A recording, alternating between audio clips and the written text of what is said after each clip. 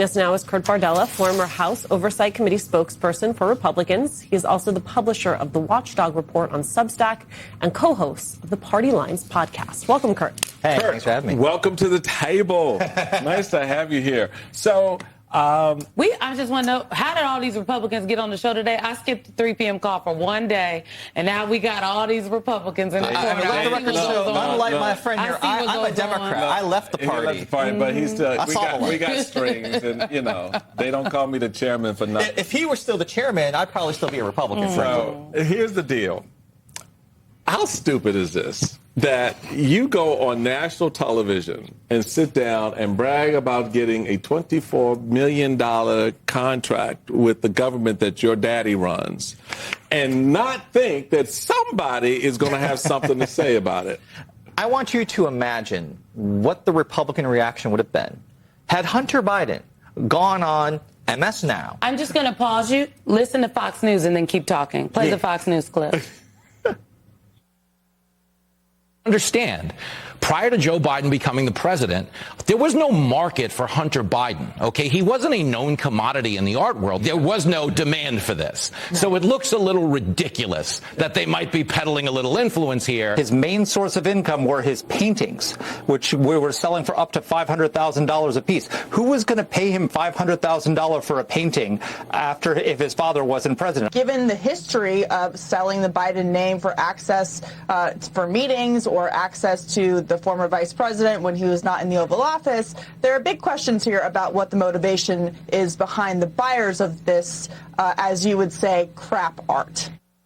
So that's 2021. Yeah, Fox is really upset about this. We're talking about a $250,000 painting. This is a $24 million government contract that's been handed out. And it's not the only one that they're going for. There's a company called Powerus. It's a drone company backed by Eric and Donald. They're trying to get DOD contracts. There's American Ventures LLC. It's an MMA company that's trying to get Pentagon contracts to train our service members to fight like MMA. They're trying to get government contracts from the Pentagon. This is a pattern that we're seeing over and over and over. And what we need Democrats to do at the Oversight Committee and the Armed Services Committee now, and if they get subpoena power back, is look at every single one of these deals, every single one of these contracts, and find out what role, if any, did Donald and Eric Trump Jr. play in acquiring these contracts? What role, if any, did their name, we just saw that soundbite, they're trading off their name.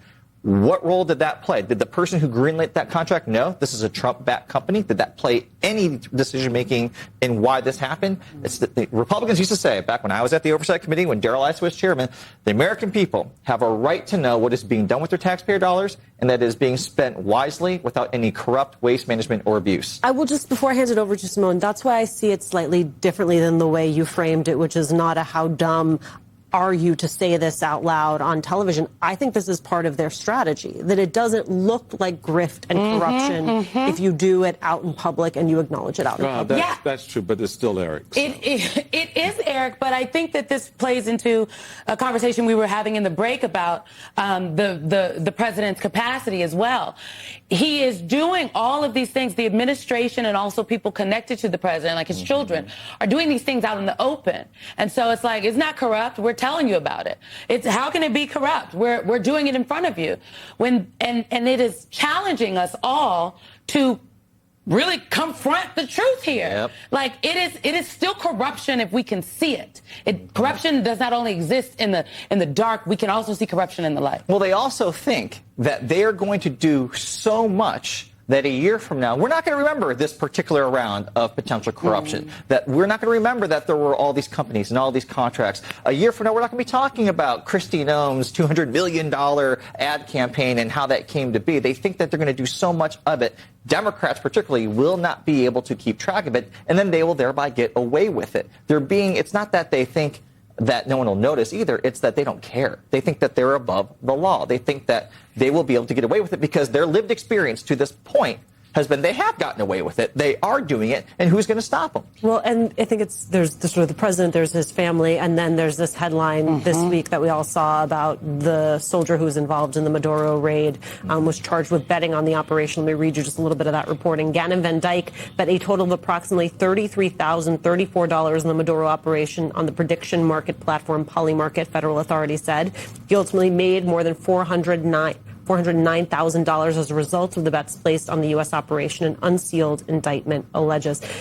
It's about the fact, Michael, that the corruption starts at the top, but also seeps into the system. It starts at the top. It's in the middle. It's on the bottom. It's everybody. Everybody's involved because all the bets are off. I think it's largely because of what you said, that they've normalized it to the point where it's not reported the way I think it should be reported.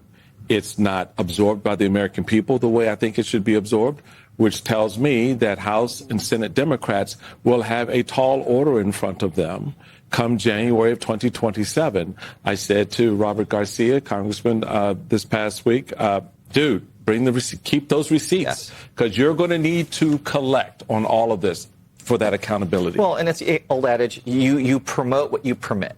And we have seen at the highest level of our government, time and again, the rules apply to other people, not us, not our family. And Democrats are going to have to understand that if they take back the majority and get that subpoena power and get that deposition authority, they're going to have to understand how to use it. And they need to go back, look, frankly, back at the playbook that we used during the Obama years. You need to wield it unapologetically. Don't do it from a position of fear.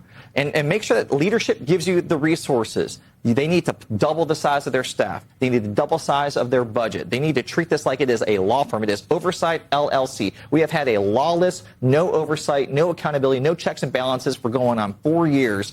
That's going to have to change, and it's going to be up to, hopefully, Speaker Jeffries to make sure that Robert Garcia and Jamie Raskin and all the Democrats that chair committees have the resources to do the job, because there is so much of it. But we cannot move on as a country. We cannot move on from this rot unless we expose all of it. We've tried that before. It has come back, so might as well do something different. I put a pin in that, folks. Kurt Bardella, thank you so much, my friends.